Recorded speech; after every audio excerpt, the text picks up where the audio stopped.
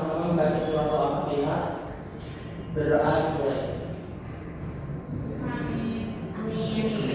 Alhamdulillah. Oke, baik. Minggu kemarin kita sudah membahas tentang akhlak menyayangi orang tua. Betul. Sekarang kita mau mempelajari akhlak menghindari ghibah dan menjaga lisan. Siapa yang di sini pernah berghibah? Semua pernah, Bu. Oke, betul. Semuanya nggak pernah nggak melakukan ghibah. Tapi apa sih pengertian dari ghibah itu? Nah, apa itu ghibah?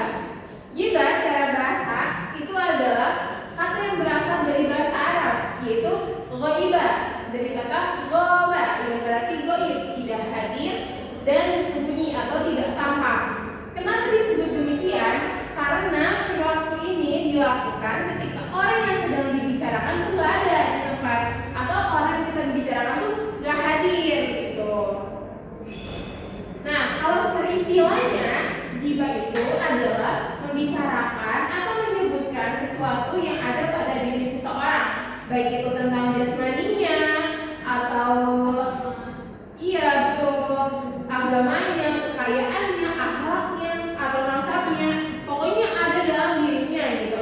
Dimana kalau misalkan orang yang kita ceritain itu kalau dia dengar dia nggak suka.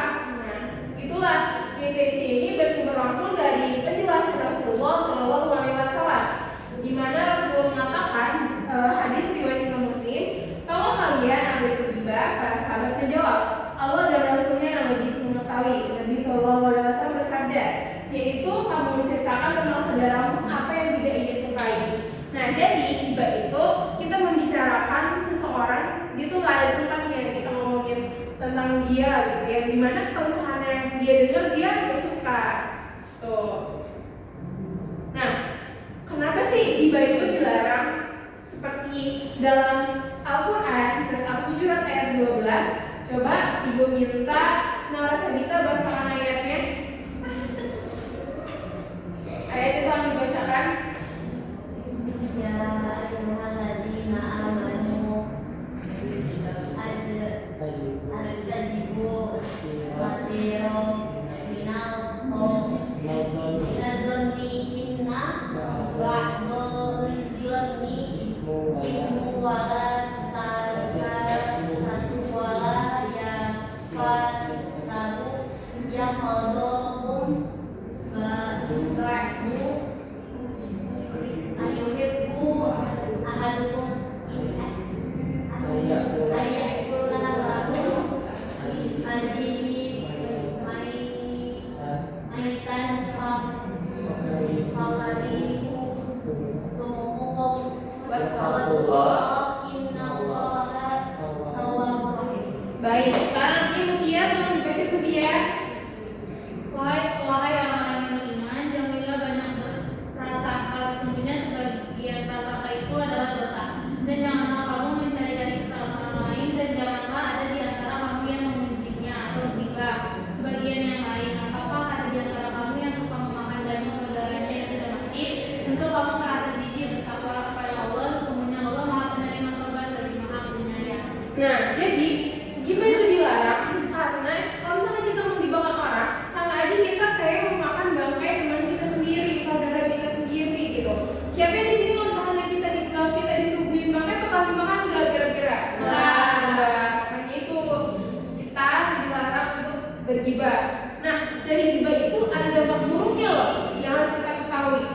Pertama, untuk diri kita sendiri dampak buruknya dosa kita berkurang karena pahalanya akan ditransfer ke orang yang kita bicarakan. Terus kalau bagi orang lain yang kita omongin merusak nama baiknya, memancingkan tali silaturahmi antara sesama muslim, dan menimbulkan rasa saling curiga karena kayak udah pernah diomongin nih gitu. Jadi kayak gak ada rasa kepercayaan lagi gitu. Adapun cara ampuh menjaga lisan biar kita tidak bergibah dan kita bisa ngomong dengan baik gitu. Yang pertama, kita berpikir sebelum berbicara. Jadi kita saring dulu nih ucapan kita, apakah bermanfaat atau tidak. Kan ada yang mengatakan lebih baik diam daripada berbicara. berbicara. Kalau misalnya kita berbicara yang nggak bermanfaat, ini kita diam saja gitu. Yang kedua, prinsip bicara baik atau diam dan dikatakan. Kalau misalkan adanya hal positif yang bisa diucapkan, berarti kita sampaikan. Kalau enggak ya kita diam aja. Kemudian tiga, kita tinggalkan majelis gibah. Kalau misalkan ada teman kita nih yang ngajak kita bergibah, nah kita harus bisa mengontrol diri kita agar kita tuh tidak mengikut teman kita menggibah gitu. Jadi kayak kita harus men-sharing membatasi diri kita gitu. Nah, terus yang keempat itu adalah fokus memperbaiki diri. Kayak misalnya kita memperbaiki diri kita untuk kayak menyibukkan diri, nggak mencari kesalahan orang lain, nggak ngomongin orang lain. Nah, ini cara aku untuk menjaga lisan kita. Nah, sekarang ibu minta ada 2 kelompok untuk membuat contoh preventif yang di sini atau bisa disebut dengan prosesnya. Jadi ntar blok ini di peta konsep ini kalian bisa taruh definisinya, terus dari larangannya apa, dampak negatifnya apa, cara menghindarinya apa. Baik, dikerjakan ya 2 kelompok. Ini kelompok 1, ini kelompok 2. Baik, Ibu kasih waktu 5 menit ya untuk mengerjakannya. Oh. Ini contohnya ya. Ibu boleh dikasih aku biar lebih cantik. Boleh banget Raka, akan ada poin buat Oke, kita siap, juga Bu. ya. Ijaz, ijaz. Sabar ya, Bu. Oke, Ibu kasih waktu 5 menit untuk mengerjakan.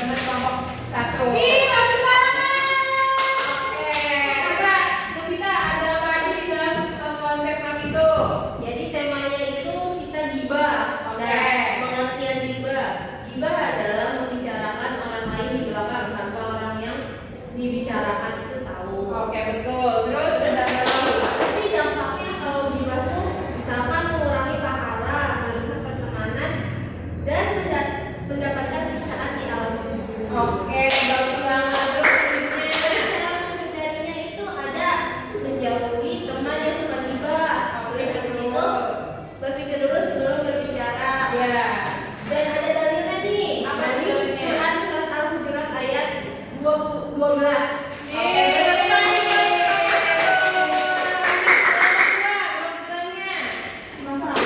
Aduh Bu, simpel banget Bu tuh. Iya banget. Oke, silakan Kak. Ada apa aja di dalam papernya Kak? Yang pertama tuh ada penjelasan apa Iya. itu gibah. Iya. Gibah itu adalah sesuatu perbuatan yang gak baik tuh pokoknya buat kita. Betul. Terus ada dampak negatif juga buat Apa kita itu? juga. Dampak negatifnya bikin tali persaudaraan kita tuh putus Betul. sesama umat muslim. Terus ada cara menghindarinya itu kita lebih memilih teman yang lebih baik lagi Bu, jangan berteman sama orang yang negatif. Iya, betul. Terus ada dalilnya dari surat Al-Hujurat ayat 12. Iya. Coba sekali lagi jadi. Oke, tepuk tangan buat kamu berdua.